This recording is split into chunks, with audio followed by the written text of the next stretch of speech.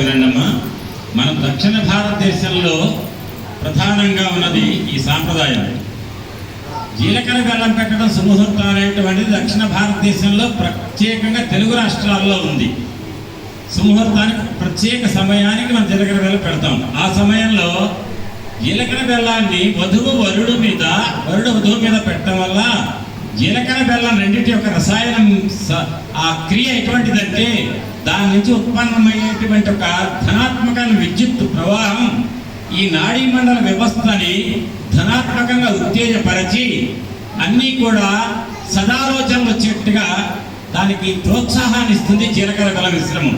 కాబట్టి అది పెట్టుకున్నప్పుడు పిల్లవాడికి పిల్లకిద్దరికి కూడా ఆలోచనలన్నీ కూడా పరస్పరం సామరస్యమైన ఆలోచనలు వస్తాయి. వచ్చే సమయంలో ఒకళ్ళ కళ్ళలో ఒకళ్ళకి చూడమంటారు.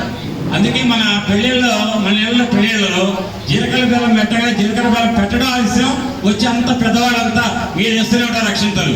ఎవరిని చూడాలి? వాళ్ళు పెద్దవాళ్ళని చూడాలా? ఈ ఫోటో తీసేవాడిని చూడాలా? ఎవరిని చూడద్దు. అమ్మాయి అబ్బాయి ఒకళ్ళు చూసుకోవాలి. ఆ అవకాశం కూడా ఇవ్వట్లే. నేను ఎక్కడైనా పెళ్లి దగ్గరికి వెళ్ళినప్పుడు మాత్రం నేను ఉంటే వేదిక మీద జీలకర్ర బెల్లం పెట్టినప్పుడు ఎవరు వేదిక మీదకి రాకండి, వాళ్ళిద్దరిని చూసుకోండి కాసేపు అని చెప్తా. ఎందుకంటే ఆ సమయంలో చూసుకున్న చూపులే వాళ్ళ మంచి భావాలు కలుగుతాయి. అటువంటి సుముహూర్తం అయిపోయింది కదా.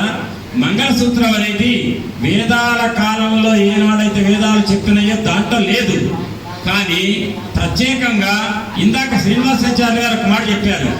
ఆ అమ్మాయి యొక్క ప్రవర చెప్తూ ఎవరు అమ్మాయి అంటే క్షీరోద్భవని, అంటే క్షీరం సంభవించింది. ఎవరంటే మీరంతా చదువుతారు. ముగ్ధా ముహుర్విదధతి వదనే మురారే ప్రేమద్రపా ప్రణహితాని గతాగతాని అంటారు. ఆ ముగ్ధ ఎవరంటే క్షీర సముద్రం నుంచి పుట్టింది. ఆ క్షీర సముద్రం నుంచి పుట్టిన సందర్భంలో అక్కడ ఒక ఆటంకం వచ్చింది. లక్ష్మీదేవి కంటే ముందు కాలకోట విషయం. అది మింగాలు ఎవరు అంటే పరమశివుడే మింగుతాడని చెప్పి విష్ణుమూర్తి చెప్తాడు. పరమశివుడు అది మింగుతుంటే ఆ సమయంలో పార్వతీదేవిని అడుగుతాడనమాట. ఏమమ్మా, నీ భర్త కాలకోట విషయం మింగితే నీకు ఇష్టమేనా? భర్త విషయం మింగితే భర్త ఏమవుతాడు? పోతాడు కదా అంటే లేదు మింగమ్మా అంటుంది పార్వతి. ఎందుకన్నదంటే మృంగెడి వాడు విభుండని మృంగెడి దియు గరళమనియు మేలని ప్రజకున్ మృంగుమని సర్వమంగళ మంగళసూత్రం మునంత మతి నమ్మినదో. పార్వతీదేవి యొక్క మంగళసూత్రం మీద పార్వతీదేవికి ఉన్న అంత నమ్మకం అదట. తన భర్తకేమీ కాదు, తన మాంగళ్యానికి ఢోకా లేదు. అందుకనే నమ్మితి నామనంబున సనాతనులైన ఉమామహేశులన్ మిమ్ము పురాణ దంపతుల మేలు భజింపుగదమ్మ మేటి పెద్దమ్మ దయాంబురాసిరి గదమ్మ హరిన్ పతిసేయుమమ్మ. ఈ మాటల్ని అందరూ రుక్మిణిదేవి హరిన్ పతిసేయుమమ్మ నిన్నమ్మిన వారికెన్నడు నాశము లేదు గదమ్మ ఈశ్వరీ. ఇదంతా కూడా మన వివాహ సంప్రదాయంలో పెళ్లి కొడుకుని వేదిక మీద పిల్ల తల్లిదండ్రులు వరపూజ చేస్తుంటే అమ్మాయి మాత్రం ప్రత్యేకంగా గౌరీ పూజ చేస్తుంటుంది. ఆ గౌరీ పూజలో కోరుకునే కోరిక అదే. అది కట్టేటప్పుడు అందరూ అనండి ఒక్క మాట, కామేశబద్ధ మాంగళ్య అనండి, సూత్ర శోభిత కంధర కామేశబద్ధ మాంగళ్య సూత్ర శోభిత కంధర సూత్ర శోభిత కందర. అది తలుచుకోవాలి. అక్కడ రుక్మిణీదేవి మీద ఆ కంఠంలో బంధిస్తున్నాడు. ఏమంటారు ఆచార్యులు వారు చదివేదంటో జగత్ కళ్యాణం కోసం కడుతున్నాడు. ఆ కృష్ణ పరమాత్మ రుక్మిణీదేవి కంఠంలో బద్ధాన్ని శోభగే అని దేనికట? లోక కళ్యాణం కోసం. మాంగళ్యం తంతునా నేనా లోకరక్షణ హేతునా అంటారు. లోకరక్షణ కోసం. ఇది లోక కళ్యాణం అమ్మా. రుక్మిణి కళ్యాణం, వెంకటేశ్వర శ్రీదేవి భూదేవుల కళ్యాణం మనం ఉద్ధరించడం కోసం చేస్తున్నాం. అది ఇంకొక సంకల్పం చెప్తూ ఏమన్నారు ఆయన శ్రీనివాసాచార్యులు గారు? ఒక మాట అవిద్య అనేది ఒక మాట ఉపయోగించారు. అది మామూలు మాట కాదు. మనందరం కూడా అజ్ఞానంతో కొట్టుమిట్టాడుతుంటే భగవంతుడి వేరు అమ్మవారి వేరు అని అనుకుంటూ ఉన్నంతసేపు అజ్ఞానం. వాళ్ళిద్దరిని ఒకసారి చేర్చి జీలకర్ర బెల్లం పెట్టిస్తే అమ్మా నువ్వెవరో కాదమ్మా, ఆయన శక్తివే, నీకు ఆయనకు భేదం లేదు, వేడిగా చుట్టలే మేమేదో చూసినట్టుగా భావించి లీలగా కళ్యాణం చేస్తున్నామమ్మా అని చెప్పి ఒకటిగా చేసేటువంటి దాన్ని జ్ఞానం అంటారు. అది విద్య. విద్య అంటే A+B² కాదు. ఇది విద్య అంటే భగవంతుడు తన యొక్క శక్తి ఇద్దరు ఒకటే అనేటువంటి స్థితిని మంగళసూత్ర ధారణ ద్వారా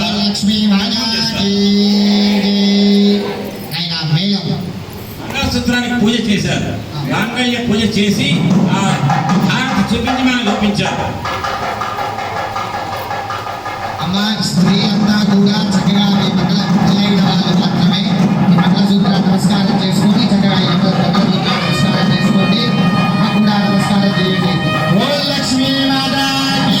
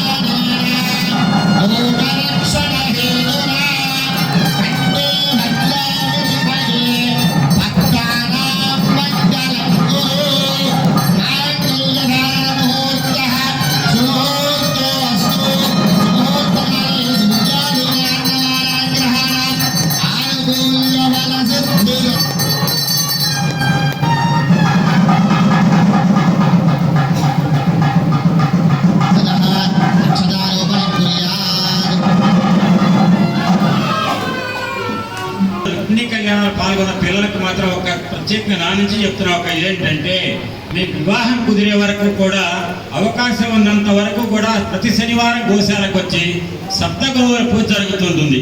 రాహుకేతుల పూజ జరుగుతుంటుంది. ఆ పూజలో పాల్గొంటే పెళ్లి కుదరడం ఒకటే కాదండి.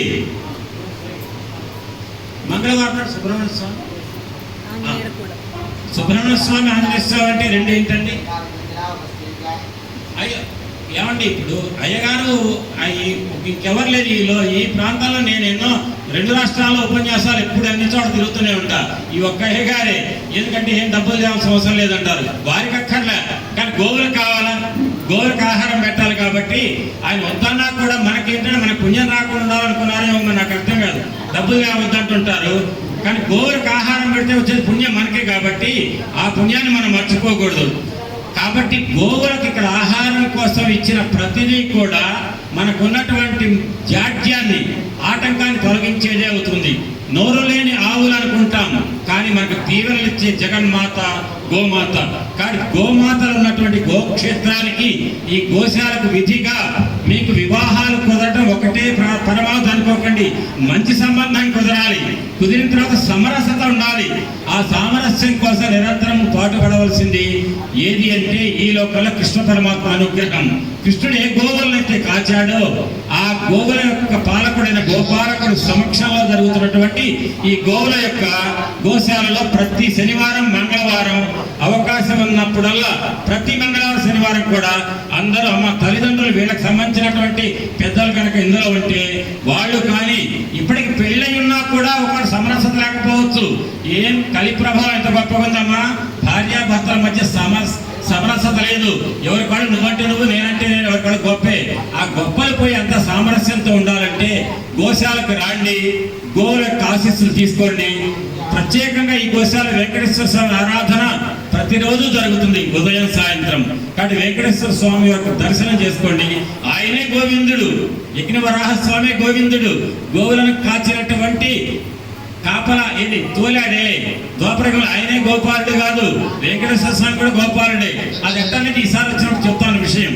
కాబట్టి అందరూ కూడా తప్పక గోశాలను అనేక సార్లుగా దర్శించి గోసేవకు పాత్రలు కాండి.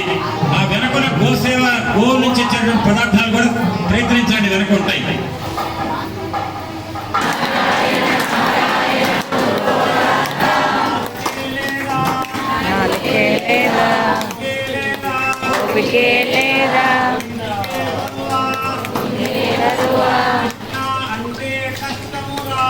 కృష్ణ అంటే కష్టము రాదు,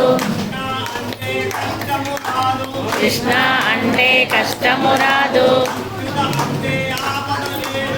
అచ్యుత అంటే ఆపద లేదు. అచ్యుత అంటే ఆపద లేదు. నారాయణ అంటే నరకం రాదు. నారాయణ అంటే నరకం రాదు. రామ అంటే రోగం లేదు.